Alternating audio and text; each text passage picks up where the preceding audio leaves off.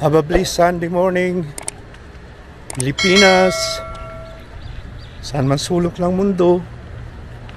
Ito, maaga akong gumising at magja-jogging ako.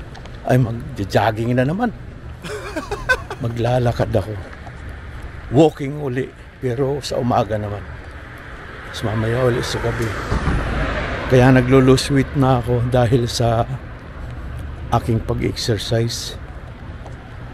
Malaking bagay yung tiyan, lumiliit. Tapos yung dating 89 kg, 90 kg, ngayon ano na lang, 84 na lang. So malaki ang na-lose weight ko. Good for me. Kumusta na kayo dyan? Ito, wala pang ganong mga sasakyan. Maaga pa. Ang oras ay alas 7, mag-aalas 7. Pero mataas na yung araw, 6:30 pa lang. Taas na yung araw. Magandang simoy ng hangin. Magandang simoy ng hangin. Magandang simoy ng panahon.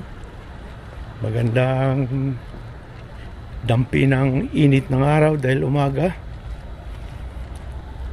Dadaan na rin ako sa lutuan ng kubos para may maalmusal si Boss Madam. Okay. Ayan yung building na amazing timetable nila. Within 9 months lang they complete the building.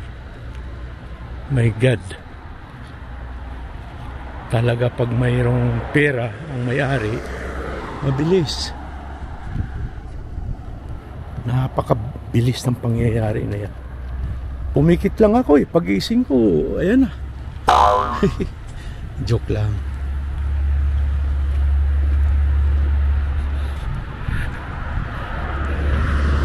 Wala pang 5 minutes mula sa bahay hanggang dito sa bilihan ng kubos. Tapos may ATM Al-Rajhi dyan. Yun. Pag gusto mo ma-withdraw ng pera, pag may pera ka sa ATM mo. Morning, good morning, good morning.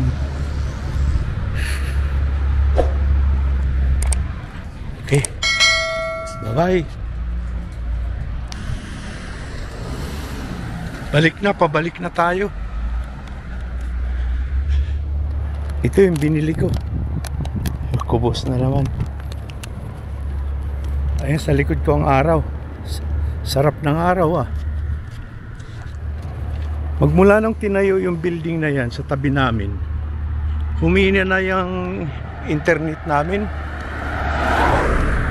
Siguro natakpan ng building na to. Halos dikit sa amin yung building na isa eh. Kaya humina na yung net namin. Minsan nawawala.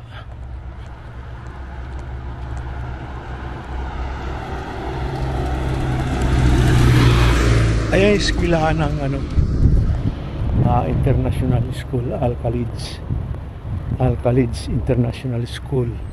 Dati bakante yan. Wala ang kalaman-laman yan. Ito, mabagal ang development nito eh. Pero umuusad naman yung trabaho, kaya lang mabagal. Hindi katulad ng isa. Halos nauna pa nga ito eh, kisa doon eh. Naunang nagtayo ito eh, itong building na to eh. Nahuli yun, yung isa na yan. Siguro 1 buwan ang huli. Ito mag-1 taon na. Wala pa. Yan pa lang ang kanyang na-accomplish. Bilis ang patakbo nito. Aga. Ayan yung building na kulay peach. Yan ang building namin. Tinitirahan. Ito naman building na itong tumakip na yun.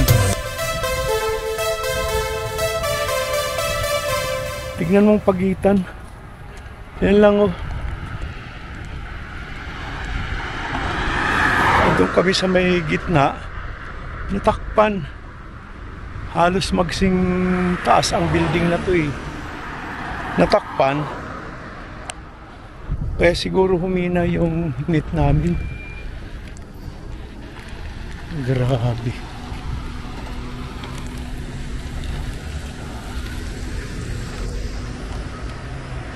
Ayan na. Lapit na ako sa bahay. Nakapaglakad na. Dumaan pa rin ako sa sa tindahan ng yung paggawaan ng Saudi bread. Mamayang hapon uli para mag-lose weight na nga ako yung tiyan ko para mawala. Laki ng tiyan ko eh. Medyo umimpis na nga yung mukha ko eh. Kaya okay lang naman. At least hindi ka nanghihinat malayo sa sakit na mga karamdaman na malulubha. Thank you Lord. Ayan na tayo, papasok na tayo. Yan, hindi ka maliligaw dito kasi may tatak yung building namin. Ayan, building number 5. May nakalagay 5. Okay. Bye-bye.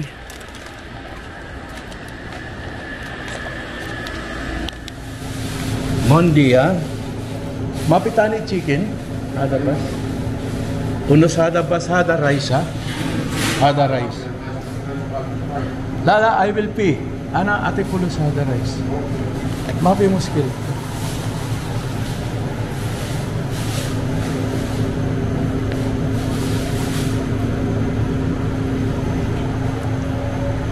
Bilihan ng wahid 7 up, ha?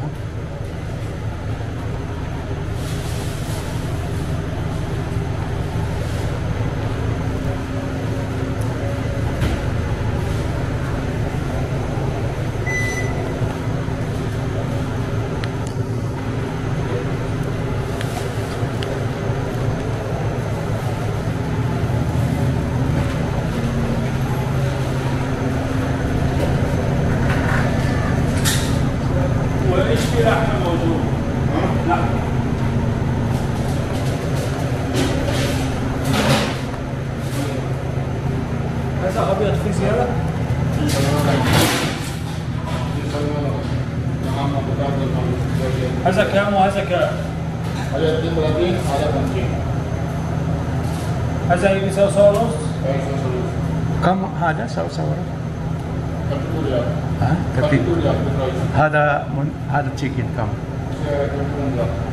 هذا white rice 21 ريال هذا rice 25 ريال اوكي خلاص كيف هذا؟ سمعت الوصف زيادة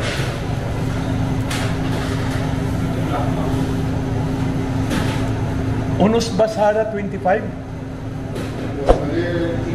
oh aywa mapi kamil okay okay hada rice ha هذا rice 25 ريال sawa-sawa hada unos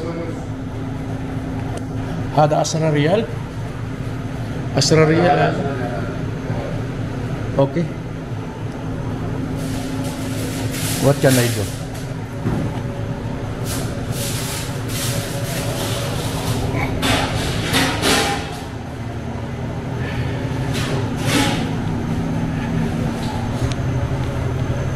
yung bilihan ng mga pagkain dito na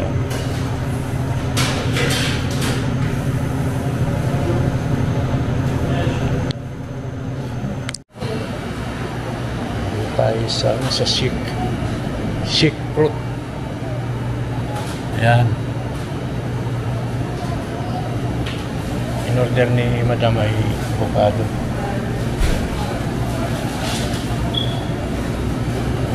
Ito ay isang fruit stand dito.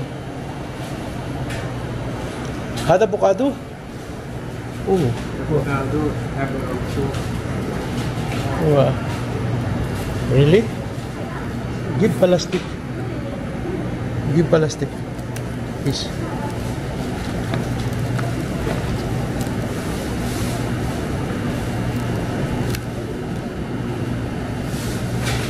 لا علي هذا بس بلاستيك هذا مو مسلم.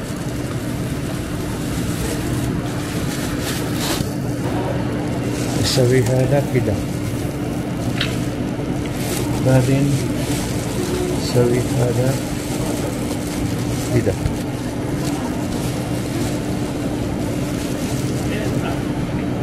بعدين فلوس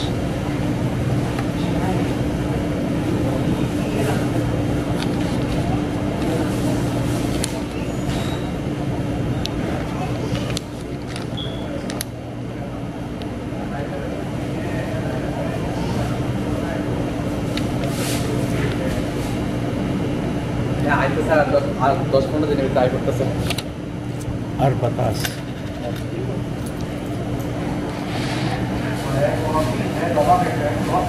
Okay, bye.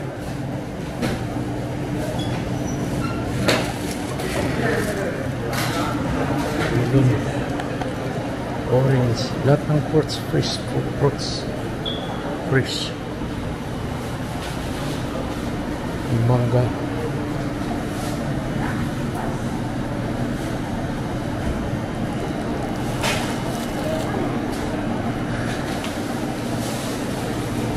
Kabila ang kamatis.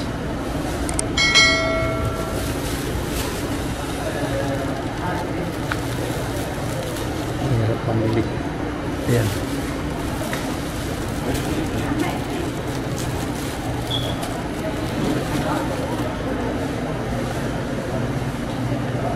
Apple, sangka. Ayan, mga gulay. Prutas, kamatis. Pero medyo may kamahalan ang presyo niya tulad sa palengke. Alright,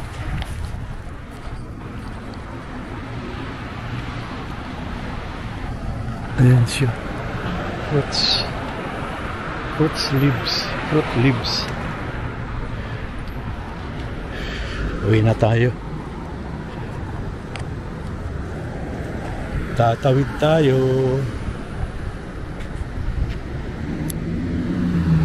Bilis ng isa. Aba, lalong binilisan. Ay, loko talaga itong mga to. Pag alam nila nga na may tatawid.